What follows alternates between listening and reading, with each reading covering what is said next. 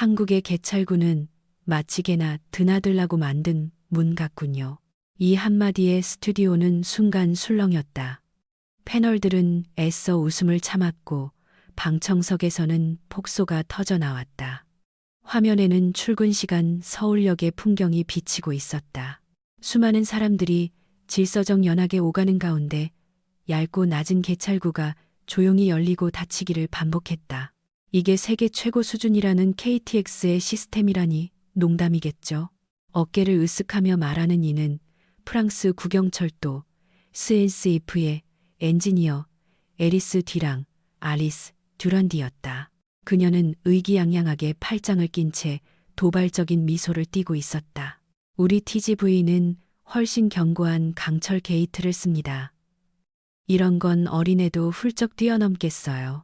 진행자가 그녀의 말에 맞장구를 쳤다. 정말이네요. 어쩌면 우리 집 강아지 문이 더 튼튼할지도 모르겠습니다. 방청석은 다시 웃음바다가 되었다.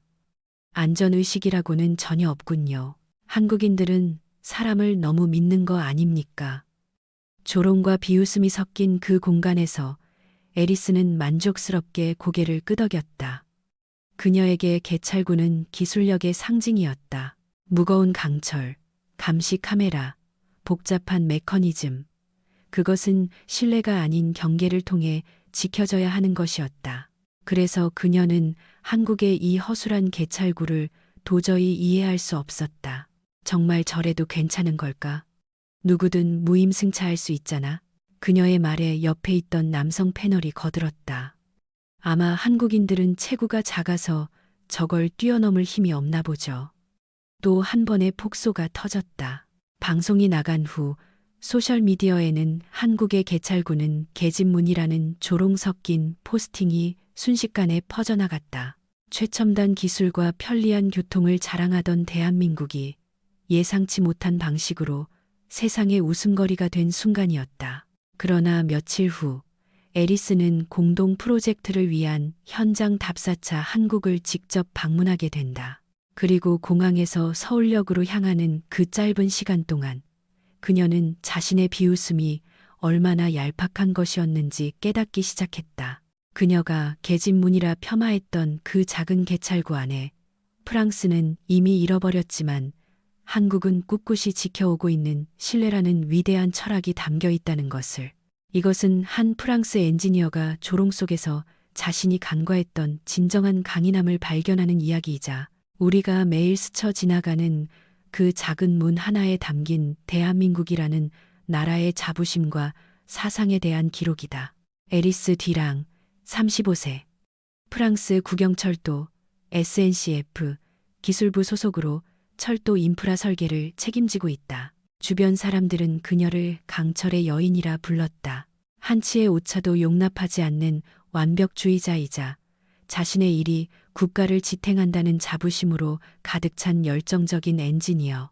그녀가 한국을 방문하게 된 것은 SNCF와 코레일 KO라이 이 사용자 경험 개선을 주제로 한 공동 프로젝트를 시작했기 때문이다.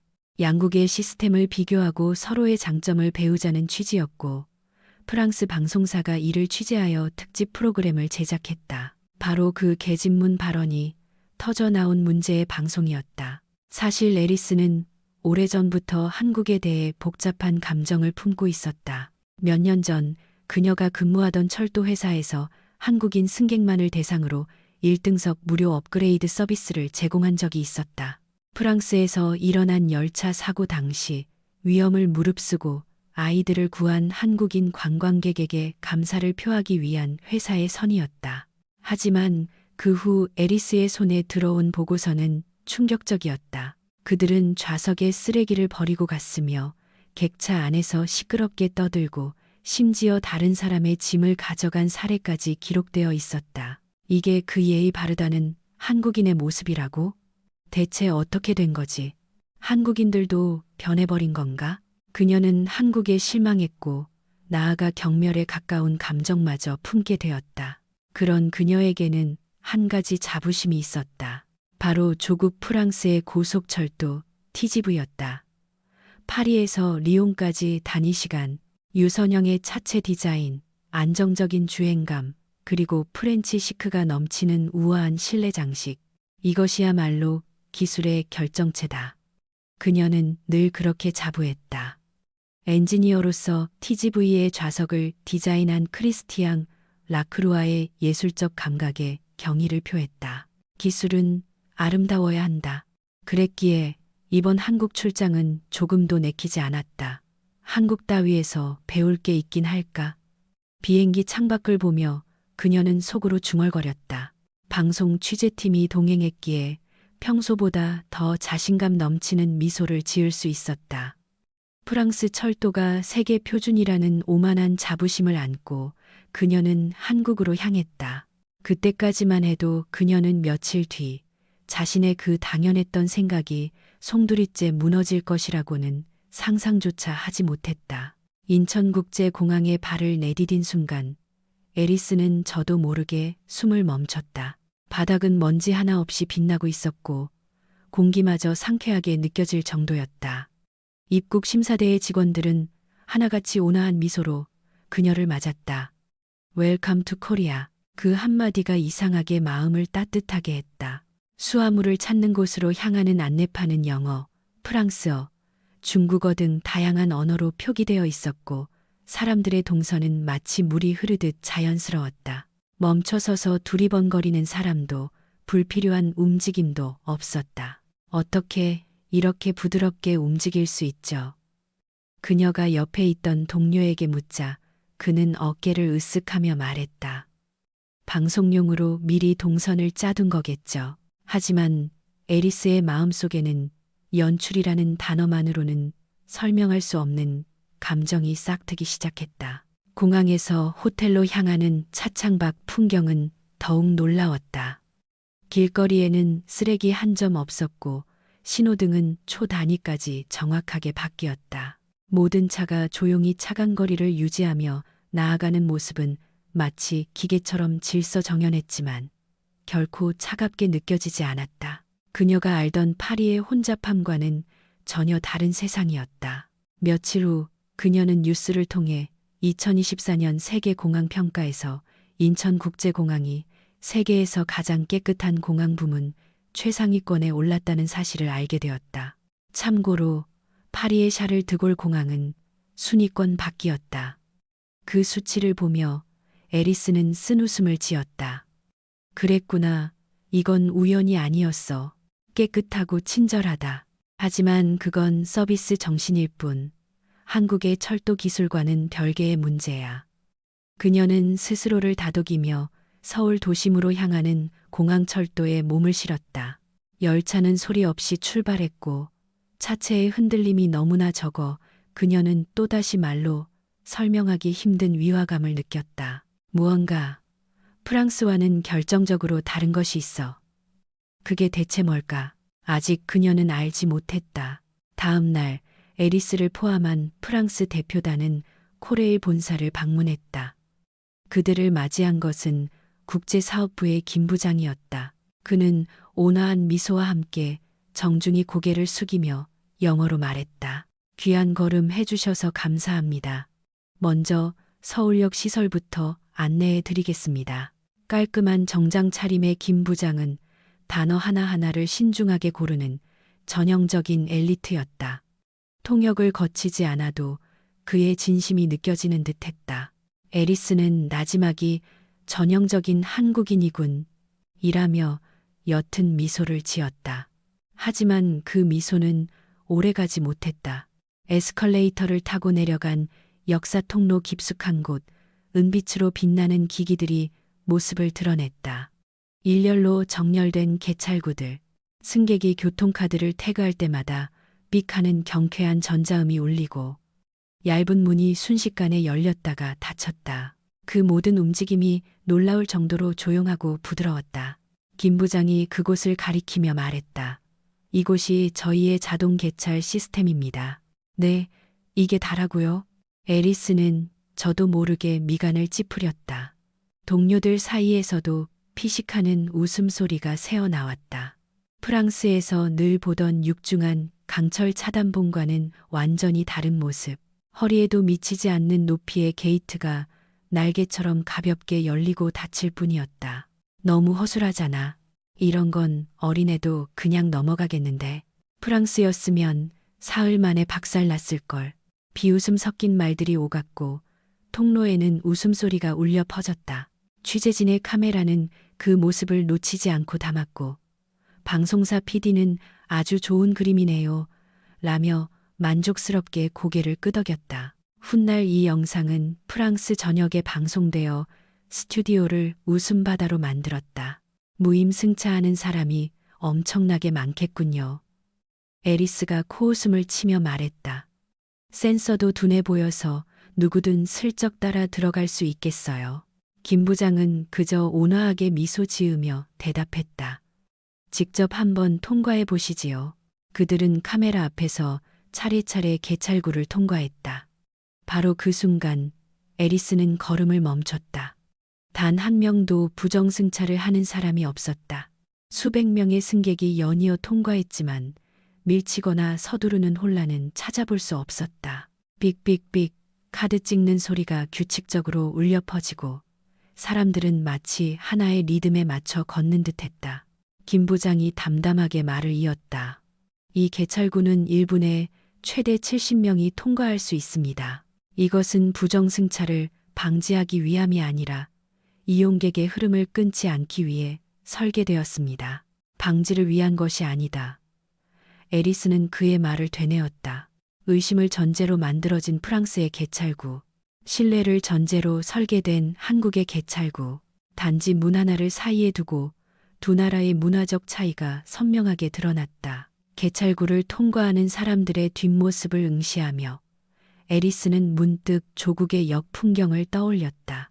줄을 무시하고 끼어드는 사람들, 거칠게 차단봉을 밀치는 사람들, 그리고 그들을 향해 고함치는 경비원들. 그녀는 그것이 당연한 모습이라고 믿어왔다. 그러나 지금 그 당연함이 소리 없이 무너져 내리고 있었다. 웃음소리가 사라진 역사 안에는 경쾌한 전자음만이 메아리치고 있었다. 개찰구를 통과한 뒤 펼쳐진 광경은 그녀가 알던 역의 모습이 아니었다. 에리스는 또 한 번 발걸음을 멈췄다. 그곳은 마치 고요한 수면 같았다. 아침 출근 시간, 승강장에는 수백 명의 승객이 있어야 할 텐데 누구 하나 밀치거나 큰 소리로 말하는 사람이 없었다. 정장을 입은 직장인, 학생, 여행객 모두가 바닥에 표시된 작은 화살표 위에 당연하다는 듯 줄을 서서 조용히 자신의 차례를 기다리고 있었다. 아무도 줄을 이탈하지 않았다. 앞사람이 움직여 빈자리가 생기면 누군가 자연스럽게 한 걸음 앞으로 나아가 그 자리를 메웠다. 어떤 말이나 지시도 없었지만 전체가 마치 하나의 호흡을 공유하는 유기체처럼 움직였다. 왜 아무도 그들에게 줄을 서라고 말하지 않죠? 에리스가 고개를 갸웃거리며 묻자 옆에 있던 김 부장이 미소 지으며 말했다. 한국에서 줄서기는 단순히 규칙으로 여겨지지 않습니다. 양보하는 것이 더 편안하다고 느끼는 문화가 깊이 자리 잡고 있기 때문입니다. 그리고 그것이 결국 질서를 만들어냅니다. 그 말에 에리스는 숨을 헉 들이마셨다. 질서는 명령으로 만들어지는 것이라 믿어왔던 그녀였다. 하지만 눈앞의 광경은 명령이 아닌 신뢰 위에 세워져 있었다. 아무도 보지 않아도 올바르게 행동해야 한다는 가치관이 이곳에서는 자연스럽게 뿌리내리고 있음을 깨닫기 시작했다. 열차가 도착하고 문이 열리자 사람들은 약속이라도 한 듯 일제히 한 걸음 뒤로 물러섰다. 내리는 사람이 모두 빠져나올 때까지 누구 하나 움직이지 않았다. 그 고요함 속에서 들리는 것은 오직 열차의 금속 마찰음뿐이었다. 이윽고 줄이 움직이기 시작했고 모두가 차분하게 객실 안으로 들어섰다. 조급해하는 사람도 불평하는 사람도 없었다. 그녀는 프랑스역 승강장에서 흔히 볼 수 있었던 승강이와 먼저 타려는 몸싸움을 떠올렸다. 한때 그녀는 그런 모습을 인간미 넘치는 활기라고 자랑스럽게 생각했었다. 하지만 지금은 그 생각이 사무치게 부끄러웠다. 이제야 알 것 같군요. 왜 그 작은 개찰구가 부서지지 않는지를. 에리스가 나지막이 중얼거렸다. 한국의 철도를 움직이는 것은 규칙이 아니라 신뢰였다.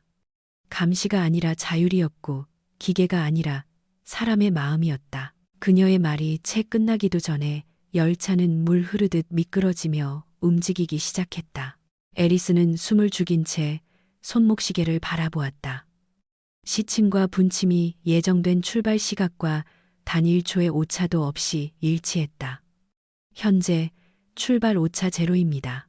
옆에 선 김 부장이 평온하게 말했다. 그의 말에는 어떤 과시도 담겨 있지 않았다. 그저 묵묵히 해온 일상적인 노력을 조용히 긍정하는 따뜻함이 묻어 있었다. 애리스는 가볍게 숨을 내쉬며 희미하게 웃었다. 그것은 경멸이나 비웃음이 아닌 마음 깊은 곳에서 울림을 느꼈을 때 나오는 자연스러운 미소였다. 놀랍군요. 이렇게 조용한 출발은 처음 경험해 봅니다. 마치 시간 자체가 사람들에게 부드럽게 다가오는 것 같아요. 김 부장이 눈을 가늘게 뜨며 말했다. 네, 한국의 철도는 기계로 흐름을 측정하는 것이 아니라 사람의 호흡으로 시간을 새깁니다. 흐름을 만드는 것은 기계지만 그 흐름을 느끼는 것은 사람이니까요. 그 말이 그녀의 마음에 깊이 스며들었다. 사람의 호흡으로 시간을 새긴다. 그녀의 마음속에서 정확함이라는 단어의 의미가 조용히 바뀌고 있었다. 다음으로 애리스는 일반 철도 승강장에서 KTX 승강장으로 이동했다. 같은 역임에도 불구하고 공기의 밀도마저 달라지는 듯한 지금껏 겪어보지 못한 감각이었다. KTX 승강장에 들어선 순간 애리스는 숨을 삼켰다. 수백 명이 줄을 서 있는데도 공기는 유리처럼 투명했다. 바람 소리와 안내 방송만이 울려 퍼질 뿐 마치 시간 자체가 숨을 죽이고 있는 듯했다. 어째서 이렇게 조용한 거죠? 그녀가 작은 목소리로 묻자 김 부장이 온화하게 웃었다. 한국에서 조용함은 인내가 아니라 타인의 시간을 방해하지 않으려는 배려의 문화입니다. 식사 후 자기 쓰레기를 되가져가는 것이 단순히 남에게 폐를 끼치기 싫어서가 아니라 다음 사람을 위한 마음인 것처럼요. 그렇게 서로를 배려하며 살아온 문화가 수천 년 동안 부모에게서 자식에게로 전해져 이 땅에 뿌리를 지탱하고 있습니다. 그 말을 듣는 순간 따뜻한 무언가가 애리스의 가슴속으로 퍼져나갔다. 배려가 문화가 된다. 그녀에게는 생소한 감각이었다. 프랑스에서 침묵은 지루함의 상징이었지만 한국에서 조용함은 사람과 사람을 잇는 기도 시간처럼 느껴졌다. KTX 객실에 들어서자 그 의미를 즉시 알 수 있었다. 좌석에는 먼지 한 톨 없었고 창문은 바깥의 빛을 부드럽게 담아내고 있었다. 옆자리 승객은 다 마신 음료수 캔을 소리 없이 가방에 챙겼고 통로를 지나던 사람은 스쳐 지나갈 때 가볍게 고개를 숙여 인사했다. 모두가 서로의 존재를 존중하며 보이지 않는 끈으로 연결된 듯했다. 열차가 달리는 동안 석양이 객실을 붉게 물들였다. 빛은 사람들의 얼굴을 부드럽게 감쌌다. 모두들 각자 책을 읽거나 잠을 자거나 말없이 창밖을 바라보고 있었다. 그 침묵은 마치 합창처럼 마음속에 울려 퍼졌다. 애리스는 그 순간 깨달았다. 한국인의 조용함은 침묵이 아니라 기도에 가깝다는 것을. 타인을 위한 배려가 일상이 되어 이뤄낸 말이 아닌 행동으로 보여주는 힘. 그것이 이 나라의 강함이라는 것을. 프랑스와는 접근 방식 자체가 다르구나. 창문에 비친 자신의 표정은 더 이상 비교가 아닌 깊은 감동으로 물들어 있었다. 차 내 방송이 흘러나왔다. 우리 열차는 현재 정시 운행 중입니다. 애리스가 미소를 띠며 물었다. 여기서 말하는 정시란 어느 정도의 오차 범위를 의미하나요? KTX의 연평균 지연 시간은 30초입니다. 네, 1년에 단 30초입니다. 순간 그녀는 그 말의 의미를 이해할 수 없었다. 30초. 그것은 숨 한 번 고르는 시간에 불과했다. 그런데 그것이 1년 전체의 오차라니. 머리로는 이해했지만 마음이 따라가지 못했다. 프랑스에서는 신호기 하나만 고장나도 1시간 연착은 예사였고 비만 와도 운행이 중단되었다. 지연 그 자체가 시간의 일부로 여겨지는 곳이었다. 그 사실을 깨닫는 순간 가슴 깊은 곳에서 뜨거운 것이 울컥 치밀어 올랐다. 이어서 방문한 훈련 시설에서는 기관사들이 시뮬레이터를 통해 진지한 표정으로 훈련에 임하고 있었다. 5초의 오차도 몸으로 느낄 수 있어야 합니다. 젊은 기관사의 목소리를 들으며 애리스는 감탄의 한숨을 내쉬었다. 프랑스에서 5초 늦었다고 하면 다들 파업하겠다고 난리가 날 텐데요. 그녀의 웃음소리는 마치 울음을 참는 것처럼 떨리고 있었다. 초 단위의 정확함 속에 분명히 사람의 땀과 노력이 존재했다. 답사 마지막 날, 애리스 일행은 코레일의 철도교통관제센터를 찾았다. 그곳에는 벽면 전체를 채운 거대한 스크린이 있었고 무수한 빛의 점들이 심장의 박동처럼 뛰며 열차의 움직임을 보여주고 있었다. 직원들은 헤드셋을 통해 냉정하게 지시를 교환했고 누구 하나 큰 소리를 내거나 초조한 기색을 보이는 이가 없었다. 이 방에서 1분의 지연은 곧 하나의 사고를 의미합니다. 안내하던 김 부장의 말에 공기가 순간 무겁게 가라앉았다. 그는 지진이나 호우 발생 시의 대응 시스템에 대해서도 설명했다. 센서가 미세한 흔들림을 감지하면 AI가 즉시 데이터를 분석하여 인간보다 빠르게 안전한 경로를 선택한다. 하지만 최종 판단은 언제나 사람이 합니다. 기계는 인간을 넘어서기 위해 존재하는 것이 아니라 인간을 지키기 위해 존재하기 때문입니다. 완벽하군요. 애리스는 저도 모르게 중얼거렸다. 기술과 인간의 관계를 이토록 아름답게 조화시킨 곳을 본 적이 없었다. 차가운 데이터 너머에 뜨거운 사람의 온기가 깃들어 있었다. 그 부드러운 완벽함에 그녀의 마음은 전율했다. 그리고 그녀의 마음을 가장 뒤흔든 것은 미래의 상징으로 소개된 차세대 고속열차였다. 거대한 모검, 목합이 조용히 모습을 드러냈고 해설자가 미소 지으며 말했다. 목표 속도는 지금보다 훨씬 빠릅니다. 하지만 가장 놀라운 것은 소음입니다. 영상 속에서 열차는 소리 없이 가볍게 부상했다. 금속 마찰음 대신 공기를 가르는 듯한 부드러운 활공음만이 들렸다. 마치 미래가 소리 없이 다가오는 것 같군요. 그것은 애리스의 감탄이라기보다 기도에 가까운 독백이었다. 김 부장이 온화하게 말했다.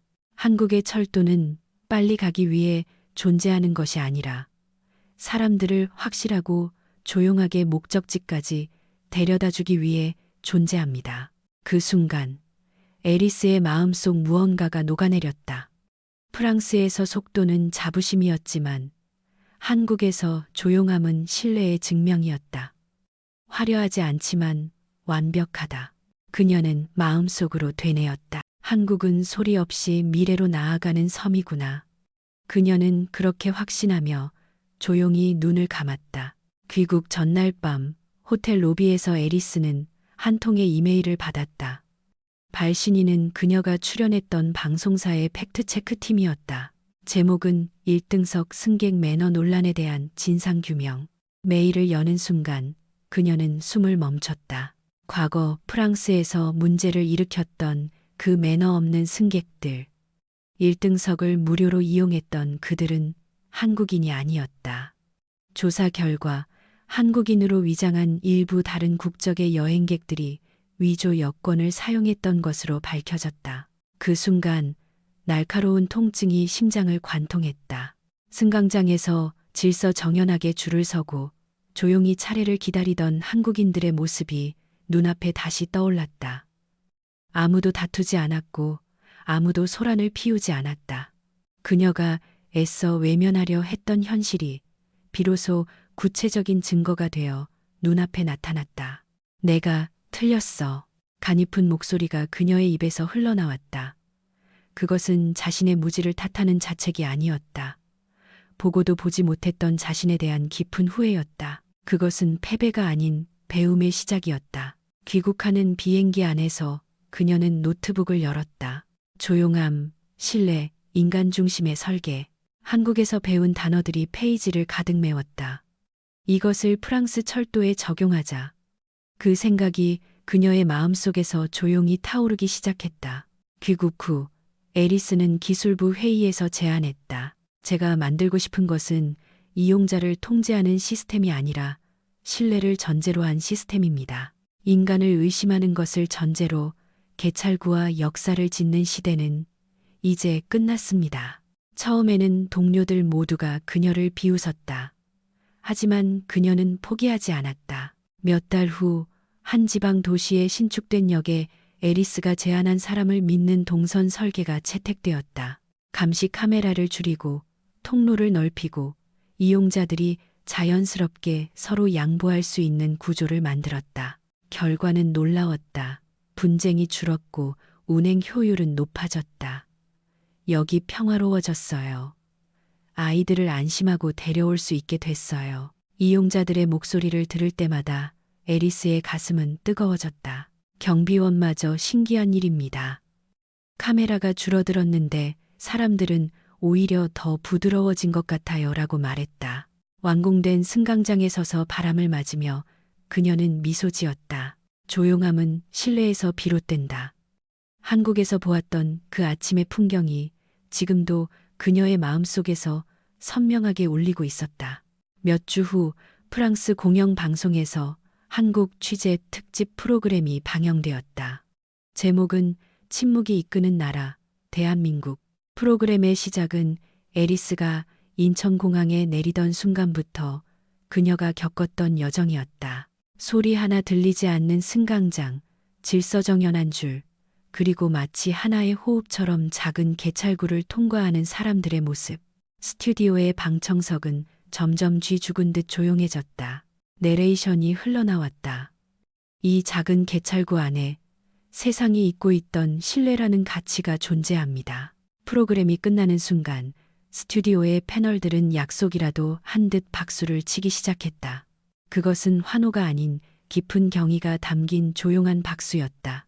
일찍이 그녀를 조롱했던 한 평론가가 마이크 앞에 서서 말했다.